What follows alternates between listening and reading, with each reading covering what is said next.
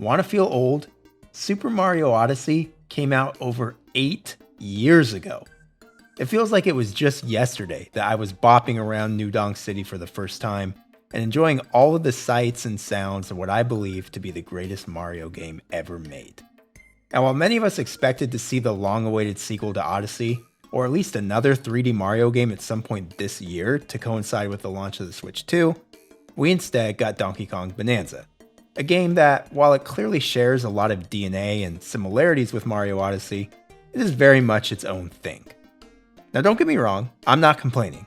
I love Donkey Kong Bananza, but playing through it also had me dreaming about what Mario's next 3D adventure is going to look like, and I've come to the conclusion that I believe it's going to be huge. So big that it might even make Super Mario Odyssey look downright tiny in comparison. And in this video, I want to explain why. If you like today's content, please be sure to give it a like and consider subscribing to the channel. It really does mean the world to me. And now, without further ado, let's get into why I believe we are looking at something huge with Mario's next outing. So let's start with this. For the sake of this conversation, let's assume that the next Mario game is going to be Super Mario Odyssey 2. And I do believe that is the most obvious outcome here, but it is Nintendo we're talking about. And you never know where they're going to do something completely out of left field, and instead of taking the obvious layup with Super Mario Odyssey 2, maybe we're getting Super Mario Sunshine 2 next. It's Nintendo, who knows?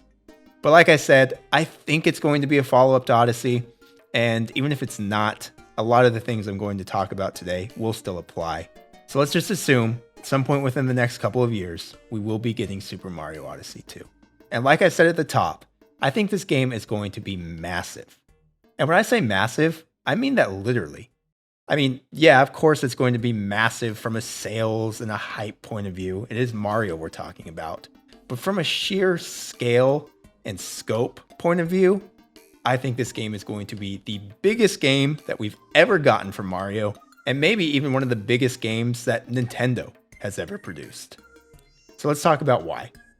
So the first obvious reason for why I believe this is, looking at the first game, Super Mario Odyssey, it was a pretty huge game in its own right. I think it's safe to say it was the biggest adventure that Mario has ever gone on. The game was big with lots of huge worlds to explore. Like I said, fantastic game. For me, it's my favorite Mario game ever made. And when you compare it to other 3D Mario games, like I said, it's pretty damn big. But the more you play it and the more you kind of look at it with a critical eye, the more it becomes clear that Nintendo was working with some constraints on that game. The Switch one, not a powerhouse by any means. And it's clear that the Odyssey team really is a master of their craft, and Super Mario Odyssey is incredibly well optimized for the Switch. It runs like a dream, still looks gorgeous to this day, very few performance issues. I think the only thing you can really poke at is maybe some slight dips here and there when you're in a populated area like New Donk City. So it's very impressive in that regard. But it looks like the team also maybe took some shortcuts or had to leave some things on the cutting room floor to fit everything onto the Switch 1. Outside of the aforementioned New Donk City, most of the worlds in that game, while fun and visually pleasing to look at, are not the most dense worlds that you'll see in a video game. Most of the worlds do have some sort of village or group of NPCs that you can talk with and trade with and that sort of thing, but they're all very, very small gatherings outside of New Donk City. Most of them don't really feel like real settlements or towns. They feel like camps or just kind of a meeting point for a handful of NPCs. So one of the most obvious ways to improve on the Odyssey 1 formula, I think, is creating more densely populated areas, similar to what they did with New Donk City. And I think now that the team is going to have the power of the Nintendo Switch 2 at their hands, they're going to be able to do some really cool things where, hell, maybe in the next game, New Donk City is the scale that we saw there. Maybe that's one of the smaller areas on display. Maybe all of the worlds are huge and much more densely populated. There are way more NPCs to interact with and to look at. And the worlds feel more alive than they did in Odyssey 1, where a lot of the time, as cool as those worlds are, they kind of feel like big platforming playgrounds rather than real lived-in places. And that's not necessarily a bad thing. Fun is obviously top of the list in these Mario games, but I do think that's an obvious place that the Odyssey team can improve on in the follow-up. And while a lot of those things probably weren't possible when working with the hardware of the Switch 1, it's obvious that we have a much more powerful beast on our hands with the Switch 2. And I think that creating huge worlds that are easier to get lost in and feel like more engrossing places, I think that is a natural way to improve upon Odyssey 1. And I think that, like I said, the Switch 2 lends itself to that perfectly. I know I already mentioned Super Mario Sunshine earlier today, and just to bring it up again, while that game definitely has its flaws and is pretty maligned these days, I think the best part about that game is the Delfino Plaza hub world that it lets the player explore. It truly feels like a lived-in place with NPCs who are going about their days and have their own agendas, and I think more so than any other environment we've ever gotten in a 3D Mario game.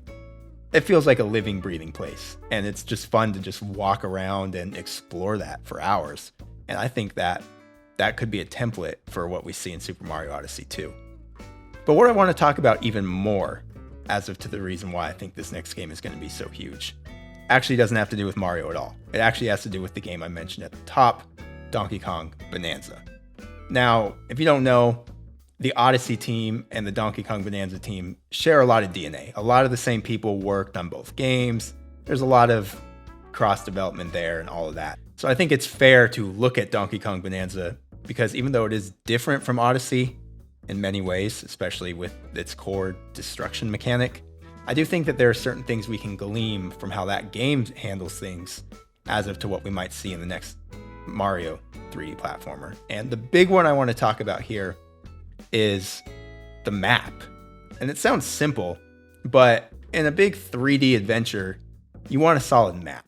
And Super Mario Odyssey's map was fine. It was very simple, got the job done.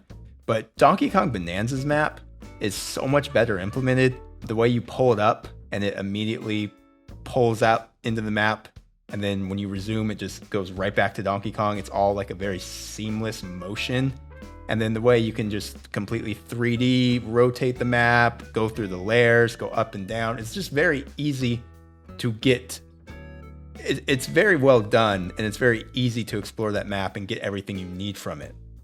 And I think that lends itself well to, again, what we might see in Mario Odyssey, where if we are going to be seeing more densely populated, complicated levels like I talked about, you're going to need a good map to get yourself through that.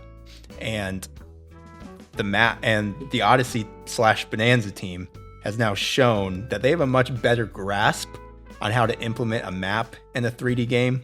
And the one that we saw in Bonanza is such a step up from Super Mario Odyssey 1.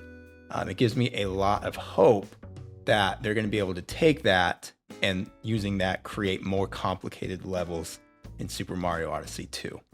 Because you can't create dense, complicated levels like I'm talking about if you don't have a good map. Then it's just kind of a mess and it's not fun to play, of course. So that map that we saw in Bonanza really gives me hope for seeing more densely populated, complicated levels in Super Mario Odyssey 2. The level design in Bonanza is also fantastic, but I do think it's worth mentioning that obviously a huge component of that game is its destruction mechanic. And that probably had to be taken into consideration at every single step of development. Assumingly, the next Super Mario Odyssey game is not going to have that mechanic. So I think that the team is really going to be able to flex their creative muscles when they are no longer tied by that destruction mechanic. When you don't have to worry about a player breaking a level by plowing through the ground as Donkey Kong, I think it really frees you up to do even more creative, complicated things with level design. I'm not a game designer, of course, so I'm kind of speaking on my ass here, but I imagine that the whole destruction mechanic of Bonanza was a pretty significant handcuff for the developers. And I think that once they're free of that, I think we're going to see some really special things when it comes to level design and the next Mario Odyssey. And of course, like I said at the top, this is obvious, but this game has theoretically been in development for 8 years now. Probably not nonstop, and I know a lot of the teams stopped to work on Bananza, but you assume that some people were still working on Odyssey, and the wheels have been turning on this game at least a little bit for the last 8 years or so. So that's a lot of time to cook. So it just leads me to think even more that the game is going to be massive. And I think we're going to see things in the level design department that we really only scratched the surface of in the first Odyssey. Anyway, those are just my loose, rambly thoughts on what this next 3D Mario game might look like. Who knows when we actually get it? I feel like we should be getting it within the next couple of years. But like I said, it's Nintendo. You never know with them. So let me know what your thoughts are in the comments below, though. Let me know if you're as excited for Mario's next big 3D outing as I am, and if you have as high hopes for it as I do. Because as you could probably tell from this video, my expectations for this one are sky high. So that's all I got. Thanks for being here. Thanks for watching, and I will see you on the next video.